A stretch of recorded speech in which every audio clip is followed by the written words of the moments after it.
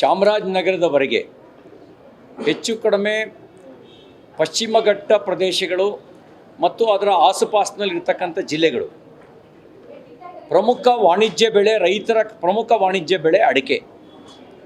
ಈ ಸರ್ಕಾರ ಗುಡ್ಕಾ ನಿಷೇಧದ ಪ್ರಸ್ತಾಪವನ್ನು ಮುಂದಿಟ್ಟಿದೆ.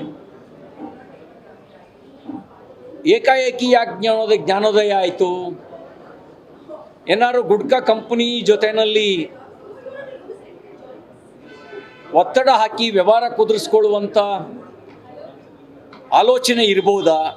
ಈ ಸಂಶಯನೂ ಕೂಡ ಬರ್ತಾ ಇದೆ. ನಾನೇ ಒಂದೇ ಮಾತು ಹೇಳೋಕ್ಕೆ ಬಯಸೋದು, ಜನರ ಆರೋಗ್ಯಕ್ಕೆ ಹಾನಿಯಾಗುವಂಥ ಯಾವುದೇ ವಸ್ತುವನ್ನು ನಿಷೇಧ ಮಾಡೋದಕ್ಕೆ ನಿಮಗೆ ಅಧಿಕಾರ ಇದೆ. ಜನರ ಆರೋಗ್ಯಕ್ಕೆ ಹಾನಿಯಾಗುವಂಥ ಎಲ್ಲವನ್ನೂ ನಿಷೇಧಿಸಿ. ಲಿಕ್ಕರ್ ಕುಟುಂಬವನ್ನೇ ಸರ್ವನಾಶ ಮಾಡ್ತಾ ಇದೆ. ನಕಲಿ ಮದ್ಯ ಪೂರೈಕೆ ಆಗ್ತಾ ಇದೆ. ಅಲ್ಲಿ ಆದಾಯದ ಮೂಲ ಯಾಕೆ ಹುಡುಕ್ತೀರಿ? ಗುಡ್ಕಾನೂ ಆರೋಗ್ಯಕ್ಕೆ ಹಾನಿಕರ, ನೋ ಡೌಟ್. ಲಿಕ್ಕರು ಆರೋಗ್ಯಕ್ಕೆ ಹಾನಿಕರ, ನಿಷೇಧ ಮಾಡಿ.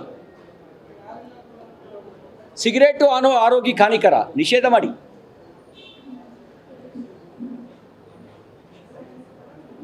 ಈ 16-17 ಜಿಲ್ಲೆಗಳ ರೈತರ ಬದುಕು ಬೀದಿಗೆ ಬೀಳದಂತೆ ಎಚ್ಚರ ವಹಿಸಬೇಕಾದ ಅವಶ್ಯಕತೆ ಇದೆ. ಬಲಿಯಕ್ಕೆ ಬಿಟ್ಟು ದೊಡ್ಡ ಮಾರುಕಟ್ಟೆ ಸೃಷ್ಟಿಯಾಗಿ ಅದನ್ನು ಅವಲಂಬಿತರಾಗಿರ್ತಕ್ಕಂಥ ಕುಟುಂಬಗಳ ಸಂಖ್ಯೆ ಲಕ್ಷಾಂತರ ಸಂಖ್ಯೆಗೆ ದಾಟಿದ ಮೇಲೆ ಈ ನಿರ್ಣಯ ತಗೊಳ್ಳೋದ್ರ ಹಿಂದ್ಗಡೆ ನನಗೆಲ್ಲೋ ಸ್ವಲ್ಪ ಅನುಮಾನ ಕಾಡ್ತಾ ಇದೆ.